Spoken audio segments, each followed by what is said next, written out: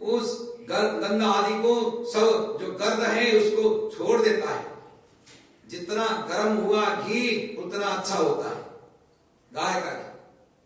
तो उस गाय के घी में कच्चे केले ला करके उन कच्चे केले को छील लिया। छीलने के बाद में पतले पतले काट करके उसमें तल लिए घी में और निकाल करके ठाकुर जी को दिखाया। इदं फलं मया देवं स्थापितं कुरुतस्तवः तेन मे सफलावाप्ति भवेत् जन्मनि जन्मनि। ठाकुर जी को देने के बाद में जो स्वीकार करते हैं उनका व्रत खंडित नहीं होता। इसलिए कहा कि घृतम पाके यदि व्यवस्था हो, गैया घर में हो, काम करने में कोई आलसता ना हो, हाथ आपके चलते हो तो गैया का सेवा करो, गैया की अपने हाथ से सेवा करो। क्योंकि उमा राम सम हित जग माही गुरु पितु मातु बंधु कोई नाही।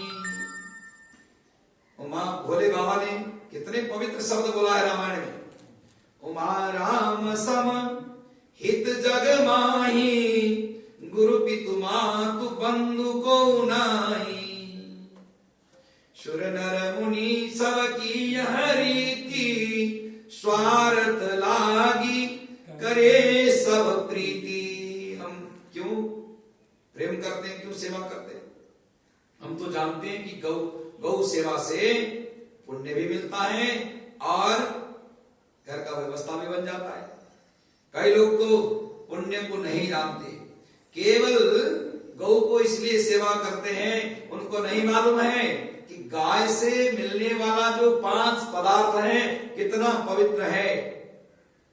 गोमूत्रम, गाय से मिलने वाला जो गौ का जो मूत्र है वो बहुत पवित्र है, पवित्र भी करता है, रोग भी निवारण करता है। जिस किसी ने 1 चम्मच या 2 चम्मच शुद्ध पवित्र गौ मूत्र को छान करके सुबह पान किया, उसके शरीर में कभी रोग व्याधि नहीं आ सकता। कैंसर आदि के रोगों तक को मिटा देती है गौमूत्र। सबसे पहला पवित्रता तो यह है कि शरीर को निरोग करती है।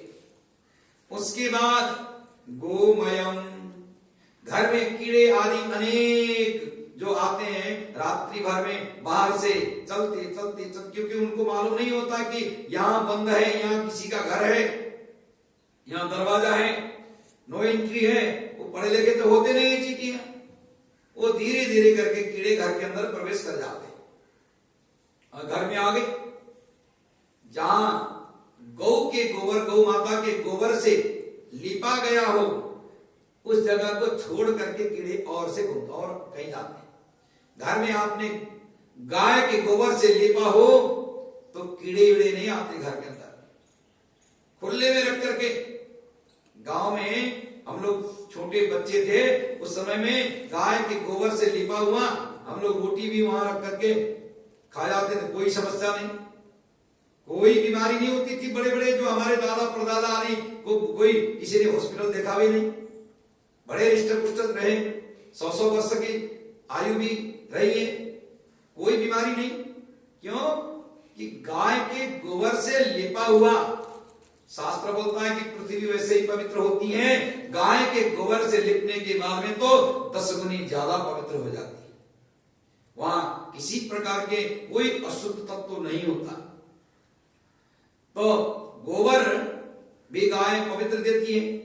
उसके बाद में गाय के द्वारा जो दूध दिया जाता है वो दूध तो तृणम चरंती अमृतम स्रवंती, जंगल में जाकर के घास के तृण खाती है और घर में आकर के अमृतम स्रवंती, अमृत वर्षा करती है।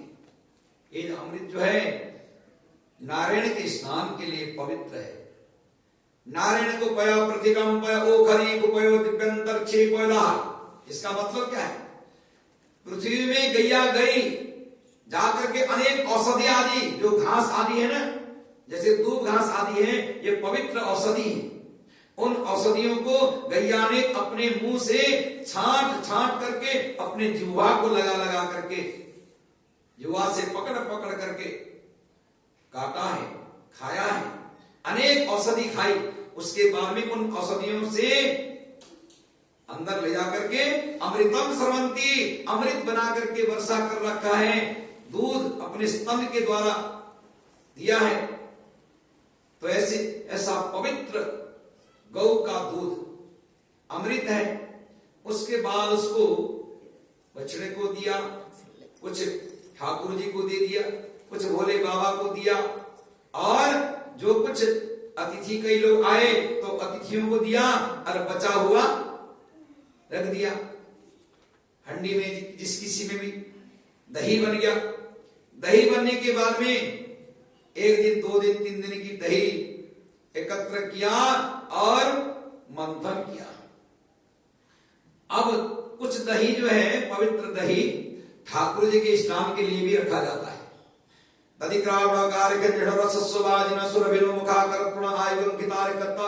और घर में कोई साधु संत महात्मा शिरोमणि कोई आए ज्ञानी, तो उनको भोजन के साथ में क्या देना होता है?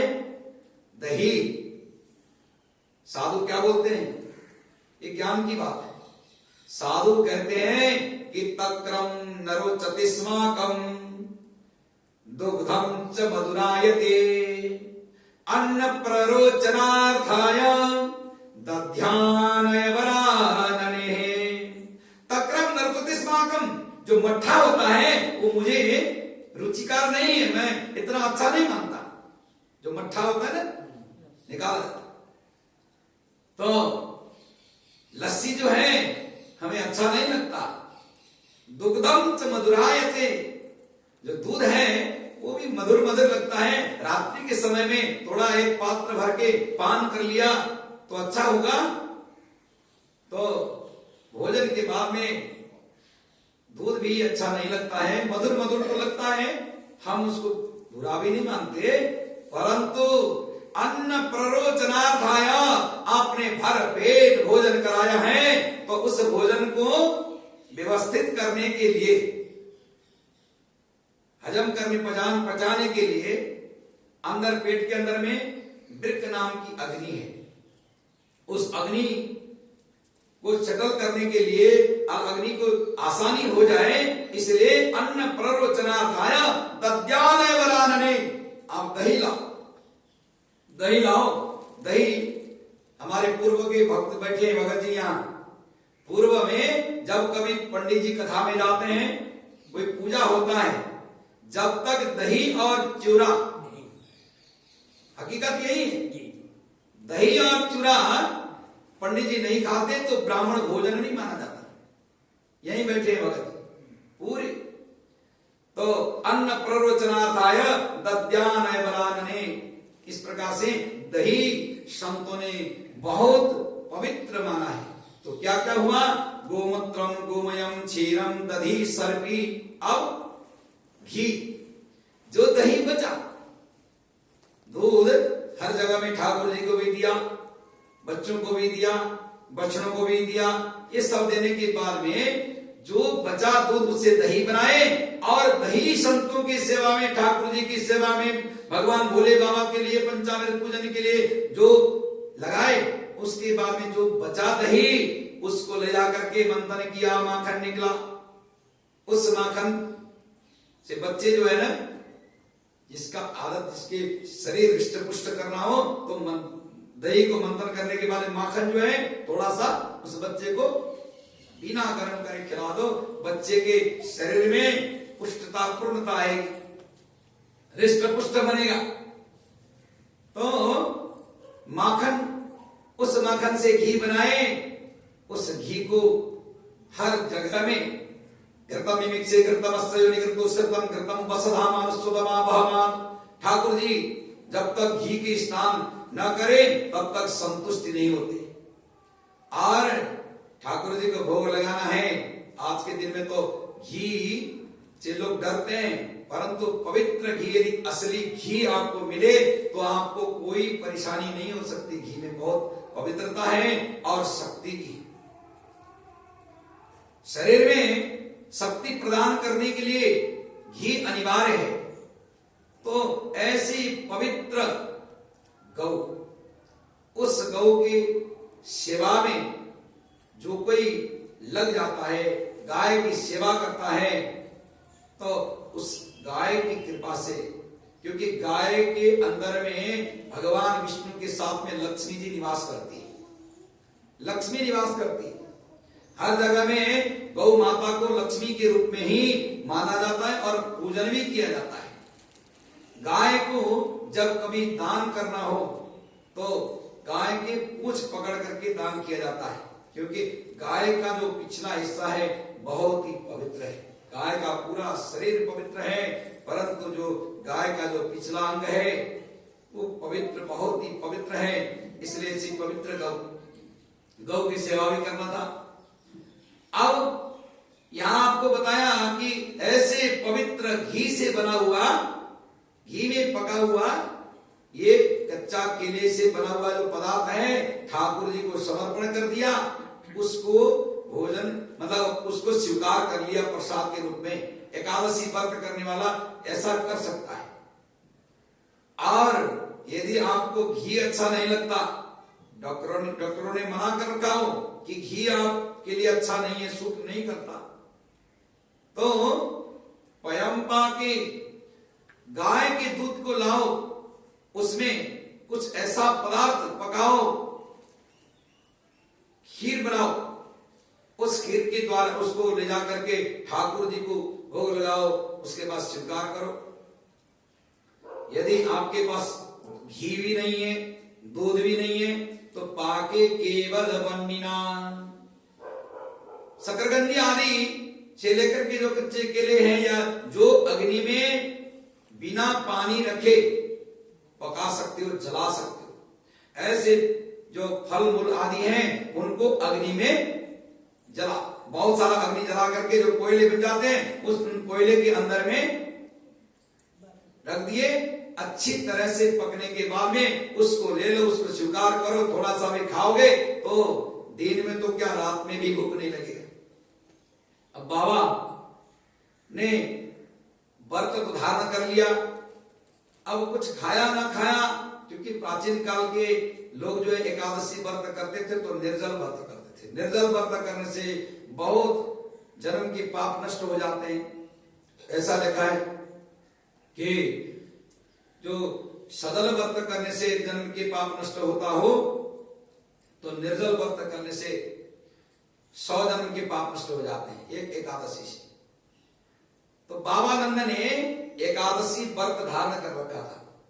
एकादशी व्रत धारण करने के बाद में मुझे 6 बजे पारायण करना है। जब 6 बजे पारायण करना है, अपने मुंह को जूठा करना है, व्रत को खोलना है, तो सुबह जल्दी उठना होगा। जल्दी उठने के बाद में स्नान संध्या आदि से निवृत्त होने के बाद में ठाकुर जी की सेवा भी करनी है, ठाकुर जी के लिए प्रसाद भी बनानी है और हर शुद्धता करनी है, ठाकुर जी को स्नान भी कराना है, उनको श्रृंगार भी लगानी है। पूरा व्यवस्था करते करते समय लग जाएगा 6 बजे तक। तो हमें भी कुछ मुख पर रखना होगा। बाबा ऐसे चिंता में शाम के रात्रि समय में सोने गए और थोड़ी देर सोए, थोड़ी देर हो सकता है 10-11 बज गया हो, और उसके बाद में थोड़ी देर सोए। ठीक 12 बज के कुछ मिनट ही बीता था तो बाबा जी उठ गए। अरे बाहर देखा तो तारे जो है लगे हुए थे, चंद्रमा एकदम प्रकाशित थी। तो बाबा उठ गए। बाबा जी ने बाहर देखा, लगा कि अब तो अरुणोदय हो गया, प्रातःकाल हो गया। दौड़ करके बहुत देर हो गई, आज इधर उधर देखा भी नहीं, आकाश की तरफ भी नहीं देखा। आकाश की तरफ ऊपर देखते तो तारा, क्योंकि पहले के लोग जानते थे कि तारे कहां तक पहुंच गए, तारों को देख करके समय का ज्ञान होता था। अब तारों को भी नहीं देखा, सीधे गए यमुना जी में स्नान करने के लिए। यमुना जी में स्नान करने के लिए बाबा नंद गए, और रात्रि के समय में नदी में स्नान करना वर्जित है। नंद बाबा जैसे डुबकी लगाते हैं और वरुण के जो दूत, क्योंकि रात्रि में वरुण के दूत उस नदी में बैठते हैं, राजा वरुण ने अपने दूतों को रखा हुआ था। वरुण के दूत उन बाबा को पकड़ लिए उठा करके लेके गए, वरुण ले जाकर पाताल में ले गए। अब बाबा प्रातःकाल में एकादशी में गंगे जमुना जी स्नान करने के लिए जाते थे। लोगों को लगा कि बाबा उठ करके थोड़ा जल्दी उठ गए होंगे, यमुना जी में स्नान करने के लिए चले गए होंगे। अब यमुना जी में गए, आए नहीं, देर हो गई, सूर्य निकलने लगे, तो जाकर के इधर उधर देखते हैं कि बाबा आए क्यों नहीं। तो कहीं भी बाबा नहीं है, इधर उधर नहीं है। नंद बाबा तो खो गए। नंद बाबा के खो जाने पर सब हल्ला मच गई कि बाबा गए तो कहां गए। कुछ ही दिन पहले तो बाबा मथुरा में गए थे, वहां जो टैक्स, इनकम टैक्स जो है उसको देने के लिए गए थे। अब दोबारा उधर भी गए नहीं होंगे, क्योंकि उन्होंने आकर के कोई पूजा भी नहीं किया। कोई एकादशी का व्रत के, एकादशी व्रत के बाद में वो पारायण करते थे। आज तो पारायण करने का भी समय बीत गया है। बाबा गएगा, ठाकुर जी को खेलने गए थे। ठाकुर जी पता चला कि आज बाबा जी नहीं आए, वापिस नहीं आए। स्नान करने के लिए गए थे, वापिस नहीं आए। गए जाकर के कुछ न कुछ कहीं बाबा ने स्नान करने के लिए, जब जाने से पूर्व में कोई कपड़े सपड़े या कोई चीज रखा होगा नदी किनारे, उसको भगवान ने देखा। अब विचार करने लगे कि ठाकुर जी कहां गए। ठाकुर जी ने विचार किया कि मेरे बाबा कहां गए होंगे। जल में देखा, ठाकुर जी ने बहुत गहराई से देखा तो वरुण के दूत नंद बाबा को उठा करके ले गए। भगवान जी वहां से वरुण लोक को गए, जाकर के बोला कि मेरे बाबा को तुमने छिपा रखा है, क्यों लेके आए हो। कहते हैं कि हमारे दूतों को ये आज्ञा दिया गया था कि जो कोई रात्रि समय, विशेष करके मध्य रात्रि समय में 12 बजे से 3 बजे के अंदर में जो कोई आकर के स्नान करने लग जाए, क्योंकि नदी के लिए भी आराम करने का समय चाहिए। उस समय में वरुण देवता ही यहाँ के शासक होते हैं जल के अंदर के, इसलिए हमने दूतों को लगा रखा था। अनजाने में उनसे गलती हो गई। वरुण देवता ने भगवान श्री कृष्ण को प्रणाम किया है। नमस्तुभ्यं वरुण उवाच, वरुण देवता बोलते हैं कि नमस्तुभ्यं भगवते ब्रह्मणे परमात्मने न यत्र श्रूयते माया लोक सृष्टि विकल्पना अजानता मम के नः मूढ़ेन कार्यवेदिनः। मूढ़ बुद्धि के कारण अनजाने में हमारे से गलती हुई है, ये भगवान आप हमें क्षमा करें। नमस्तुभ्यं भगवते ब्रह्मणे परमात्मने, आप ब्रह्मा से भी परे हैं, आप परमात्मा हैं, आप क्षमा करें। आपने क्यों कष्ट उठाया, मेरा स्मरण कर देते। वरुण देवता कहते हैं कि मेरी केवल आप स्मरण करते, मुझे याद कर लेते, बुला लेते, वहीं मैं आपके पिताजी को लेकर के आपके श्री चरणों तक पहुंच जाता। आपको बहुत कष्ट हुआ प्रभु, आप क्षमा करें। आनितोयम तव पिता, वरुण देवता कहते हैं कि आनितोयम तव पिता तद भवान क्षन्तुमर्हति। हमारे दूतों ने जो गलती किया है, अब उनको कोई हम ताड़ना भी दे नहीं सकते, क्योंकि उनको ऐसा आज्ञा हमारे तरफ से ही दिया गया है। इसलिए मनुष्य, कोई अन्य मनुष्य होता तो उनके लिए बंदिश हमने किया है। हमें नहीं मालूम था प्रभु कि आपके पिताजी बाबा नंद स्नान करने के लिए आएंगे रात्रि में और हमारे दूत ऐसे कर्म करेंगे, आप हमें क्षमा करें। इस प्रकार से वरुण देवता से ठाकुर जी अपने पिता को लेकर के, भगवान श्री कृष्ण ने पिताजी को ला करके अपने नंद गांव में ले जाकर के छोड़ा है। आगे भगवान ने जो गोपियां थी, गोपियां जैसे ठाकुर जी गए कहीं ढूंढने के लिए थोड़ा समय लगा, तो गोपियां जो है विरह से आतुर होने लगी, रोने लगी। स कृष्णं क्वापि नो गतः, हे कृष्ण आप कहीं गए तो नहीं।